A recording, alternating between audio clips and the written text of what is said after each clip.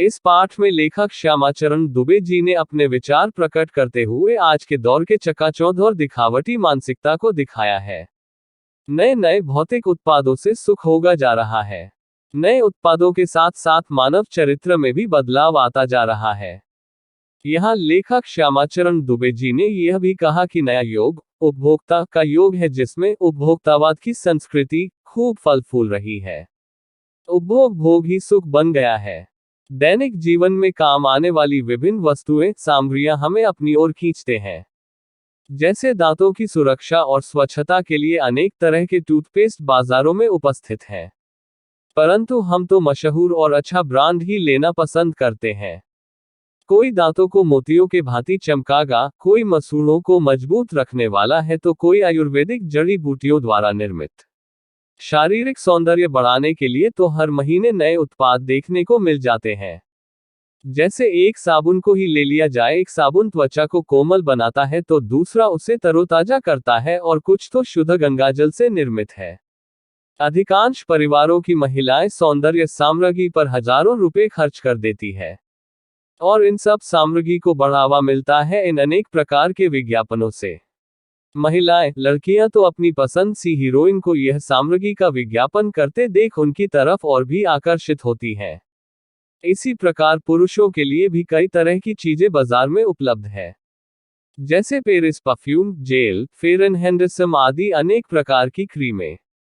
यह प्रतिष्ठा चिन्ह है जो समाज में आपकी हैसियत दिखाते हैं।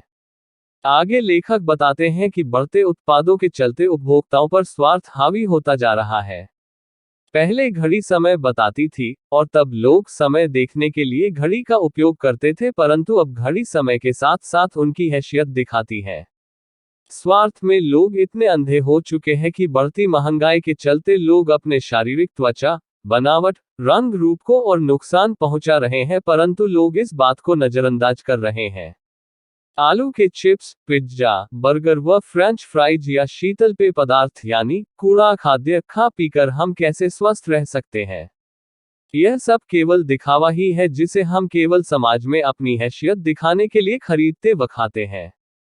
यहाँ लेखक श्यामाचरण दुबे एक प्रश्न करते हैं कि इस उपभोक्ता संस्कृति का विकास भारत में क्यों हो रहा है। अब यह एक चिंता का विषय बनता जा रहा है कि इस संस्कृति के फैलाव के क्या परिणाम निकलेंगे।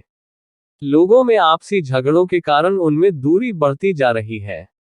अनेक संसाधनों का दुरुपयोग किया जा रहा है और लोग विदेशी संस्कृति को अपना रहे हैं।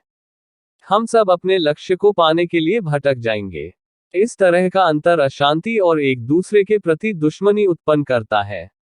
सभी अपने अपने स्वार्थ को पूरा करने में लगे हुए हैं। यदि ऐसा ही रहा तो भारत देश बिखर जाएगा, फिर हम में एकता नहीं रहेगी। इस बात का फायदा बाहर का कोई भी उठा सकता है। भोग की इच्छा बहुत ज्यादा फैली हुई है, इसलिए गांधी जी के अनुसार हमें अपने और दूसरे लोगों के आदर्शों पर टिके रहते हुए स्वास्थ्य सांस्कृतिक प्रभावों को अपनाना चाहिए, जिससे हम अपना ही नहीं अपने देश और देश के नागरिकों का भला करेंगे। हमें यह बात हमेशा याद रखनी होगी कि उपभोक्ता संस्कृति हमारे लिए खतरा है, और आगे आने वाले समय में यह एक बहुत बड़ी मुसीबत बन सकती है।